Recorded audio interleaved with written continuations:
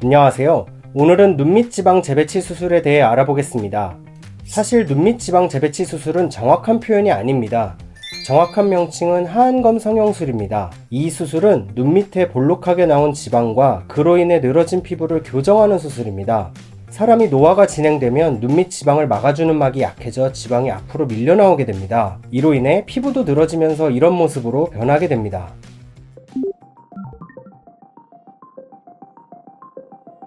하안검 성형술은 하나의 수술 방법이 아닙니다.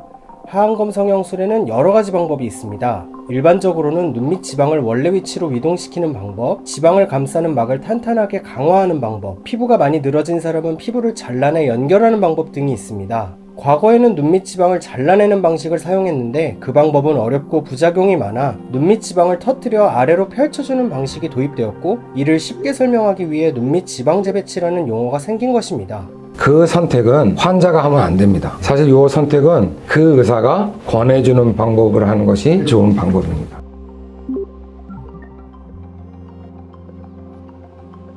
환자 입장에서는 두 가지 방법이 있습니다. 결막을 절개하는 방법과 피부를 절개하는 방법이 있는데요. 결막을 절개하는 방법은 눈속을 절개하기 때문에 겉으로 보이는 것이 없다는 장점이 있습니다. 두 번째 장점은 눈 주위 근육을 건드리지 않기 때문에 하안검 성형술하면 생길 수 있는 하안외반증 같은 부작용의 발생 확률이 낮습니다. 다만 결막 절개 방식은 피부가 너무 늘어지지 않은 젊은 사람과 남성이 하는 것이 좋습니다. 피부가 얇고 이미 많이 늘어졌고 잔주름도 많다면 조금의 피부 절개가 필요합니다. 그래서 이런 분들은 피부 절개 방식으로 수술하는 것이 좋습니다.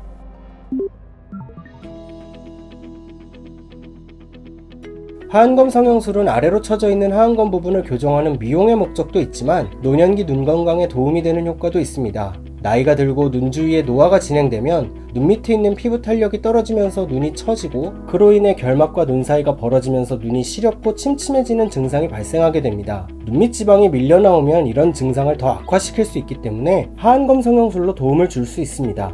다음으로 다크서클을 개선하는 효과가 있습니다. 여기서 말하는 다크서클은 눈밑 고랑에 그늘이 진 걸 의미합니다. 눈 밑에 피부가 까매져서 생긴 다크서클은 안타깝지만 치료 방법이 없습니다.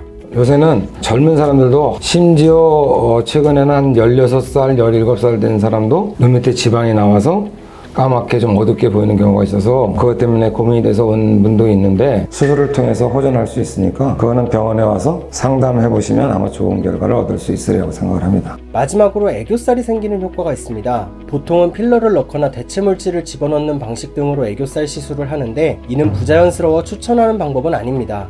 나이가 많아서 피부가 늘어진 경우가 아니라면 하안검 성형술을 통해 밑으로 늘어났던 근육들이 다시 자기 자리로 오면서 애교살이 생긴 것처럼 보일 수 있습니다. 이는 실제로 애교살이 생긴 건 아니고 원래 있던 애교살이 하안검 성형술로 원상복구되는 거라고 볼 수 있습니다.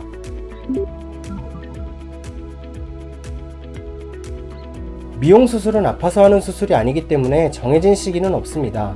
생활하면서 눈 밑에 지방이 나오니까 너무 나이 들어 보인다는 고민이 생긴다면 상담을 받아보는 게 좋습니다. 그렇지만 현재까지는 하안검 성형술은 재수술하기가 상당히 까다롭기 때문에 너무 젊은 나이에 수술을 받으면 나중에 나이가 들고 하안검 성형술이 다시 필요해졌을 때 못하게 될 수 있습니다. 너무 이른 시기에 고등학생 20대 초반에 하는 것은 조금 옳지 않다. 왜냐면 나중에 진짜로 필요로 할 때 아마 못할 수 있으니까 지금은 그걸 꼭 추천드리지는 않습니다. 시기를 꼭 결정하라 하면 30대, 40대, 60대 초반까지 이때 좋고, 너무 나이가 많을 때 수술하는 것 역시 좋지 않습니다. 늦은 나이에 하안검 성형술을 받으면 절개한 피부가 힘이 없어져 뒤집어지는 하안검 외반이 생겨 결막, 각막 등이 손상될 위험이 있습니다. 또한 피부 노화가 상당히 진행된 상태에서 수술하면 적극적인 수술이 어렵기 때문에 효과도 더 젊은 나이에 받는 것보다 떨어질 수 있습니다.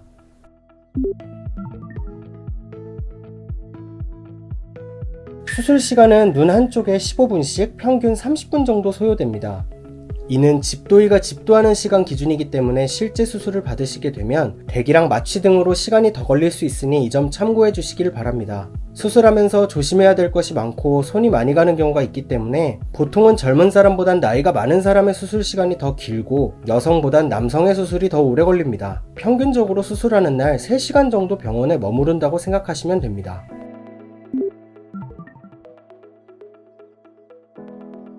수술 직후엔 하루 정도 안정을 취해야 합니다. 수술 후에 12시간만 지나도 샤워를 포함한 일상생활은 할 수 있습니다. 대신 수술 후 한 달 동안은 수술한 부위가 달라붙고 원래 위치로 돌아가기 위해 급격한 변화가 일어나는 기간이기 때문에 주의가 필요합니다. 결막절개 방식으로 수술했을 경우 녹는 실을 쓰기 때문에 상관없지만 피부절개 방식으로 수술했다면 3일에서 7일 정도 지나면 실밥을 풉니다. 그리고 수술 후 2주 동안은 상처가 다시 벌어지지 않도록 너무 세게 세안을 하거나 간지럽다고 수술 부위 주변을 긁거나 힘을 너무 강하게 주지 않도록 주의하시길 바랍니다.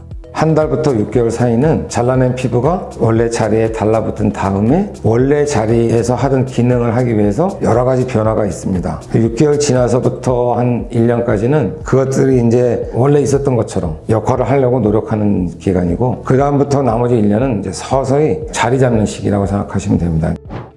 나에게 맞는 수술 방법을 찾기 위해선 의사와의 상담이 필요합니다. 눈밑 지방 재배치가 내 눈에는 가장 좋은 방법이 아닐 수 있기 때문입니다. 일부 병원에서 상담실장 등 비전문가와 상담해서 결정하지 마시고 전문가와 상담을 통해 안전하게 하안검 성형술을 받으시고 원하는 결과도 얻으시길 바랍니다. 감사합니다.